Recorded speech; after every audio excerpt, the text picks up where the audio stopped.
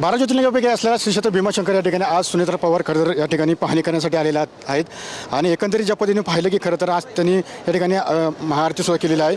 एकंदरीत ज्या पद्धतीने पाहिलं की खरं तर आज ज्या पद्धतीने त्यांनी या ठिकाणी दर्शन घेतलं, अभिषेक केलं, पाहणी केले.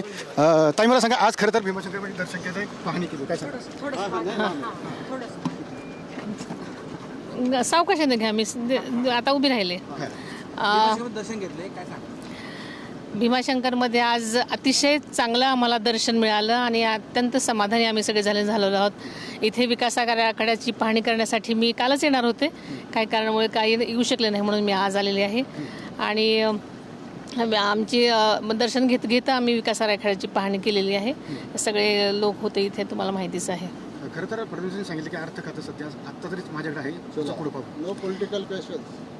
आपण आराखड्याबद्दल बोलायला आलो आहे आज, त्यामुळे फक्त आराखड्याविषयीच आपण प्रश्न विचारले तर मला उत्तर देता येतील. झालं मंदिर बंद आहे, उद्यापासून मंदिर सुरू होतंय, भाविकांची सोय होईल तर भाविकांची सोय करण्यासाठीच आम्ही हे सगळे प्रयत्न करत आहोत. जास्तीत जास्त लवकर भाविकांची कशी सोय होईल यासाठी सरकार कायमच कटिबद्ध असतं आणि विकास कामांचं हे जे म्हणजे कामं सुरू आहेत ती लवकरात लवकर कशी पूर्ण होतील आणि सगळेच भाविक चांगल्या प्रकारे कसे दर्शन लवकरात लवकर घेऊ शकतील असे आमचे प्रयत्न आहेत.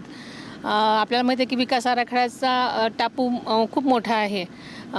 मागे सुरुवातीचा एक टप्पा झाला, दुसरा टप्पा आदरणीय दादांनी 288 कोटींचा होता, त्याची काही कामं सुरू आहेत आणि तिसरा टप्पा 11 जूनला आम्ही मंजूर केलेला आहे. त्यामुळे आता हे सगळ्याच टप्प्यातील कामं अतिशय चांगल्या गतीने सुरू आहेत आणि लवकरात लवकर आपल्याला माहिती आहे की भीमाशंकर हे 12 ज्योतिर्लिंगापैकी एक पवित्र स्थान असल्यामुळे आणि कुंभमेळा आता 27मध्ये असल्यामुळे नाशिकचा सिंहस्थ कुंभमेळा, भाविकांची रीग इकडे पण मोठ्या प्रमाणात भाविक इथे सुद्धा येणार आहेत.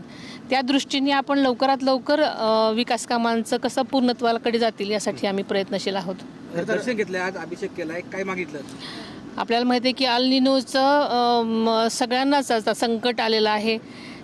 या अल निनोचं संकट टळू दे, जास्तीत जास्त चांगला पाऊस पडू दे आणि नेहमीप्रमाणे माझा शेतकरी बळीराजा सुखी राहू दे हीच मी प्रार्थना केलेली आहे. धन्यवाद. रोहित पवारांचं सुद्धा आंदोलन त्या ठिकाणी सुरू आहे. चला चला चला प्लीज चला प्लीज. त्या पद्धतीने पाहिलं की खरं तर आज एकंदरीत उपमुख्यमंत्री सुनेत्राताई पवार यांनी या ठिकाणी पाहणी केली, दर्शन चांगलं झाल्याचं त्यांनी या ठिकाणी सांगितलं.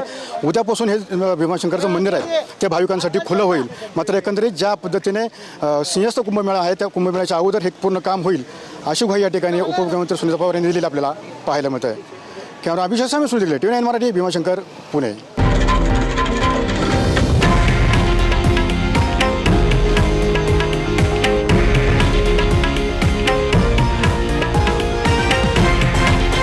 हे आहे देशातील नंबर 1 न्यूज नेटवर्क आणि आपण पाहत आहात TV9 मराठी, एकमेव.